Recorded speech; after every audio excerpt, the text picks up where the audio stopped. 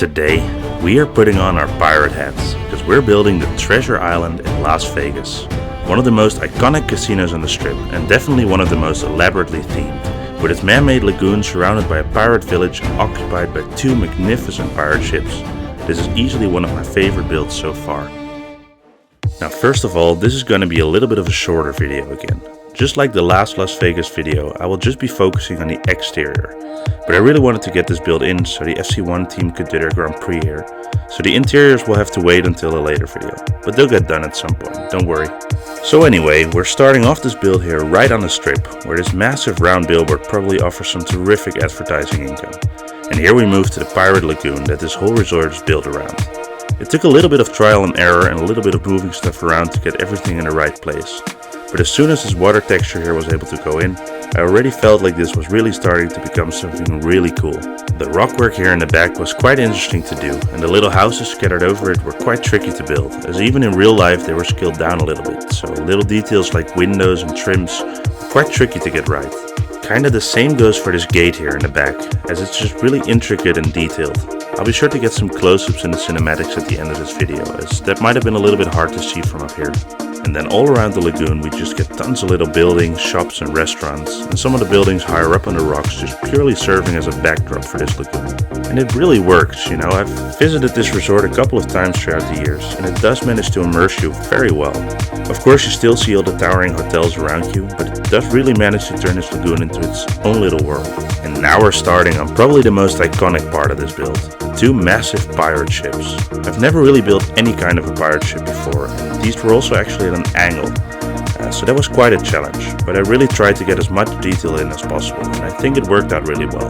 The second ship here on the left was a little bit easier, as there wasn't quite as much detail on the body of the ship, but this one was used for many years as a stage for a free pirate show that used to be held every night, which is why there's still some platforms and stairs among the sails of the ship. This show has actually since been retired, but the ships have remained as they were. This is also the reason, by the way, why you saw me build those tracks under the black ship earlier in the video, as these tracks allowed the ship to move outside of the lagoon and make its entrance during the show. By now we are well underway with the main tower, which kinda tricks you into thinking it's smaller than it really is. Each of these windows you see actually covers 2 floors rather than 1, and the top row of windows even covers 3 floors. This is a technique used quite often actually in Las Vegas, as many of these hotels are in the top 10 largest in the world, but by tricking you into thinking they have less floors than they actually have, they simply look a bit less daunting and a bit more inviting, so it's really quite a clever trick. And then here's some of the backstage areas, with the walkway over to the convention center on the other side of the road, and our first introduction to some of the many palm trees that can be found around this resort. We then finish the roof of the casino and include some of the big old planters for some more of those iconic palms that will be all over this building in just a minute. But first we finish some of the last little buildings here on top of the hill to finish off this part of the pirate village.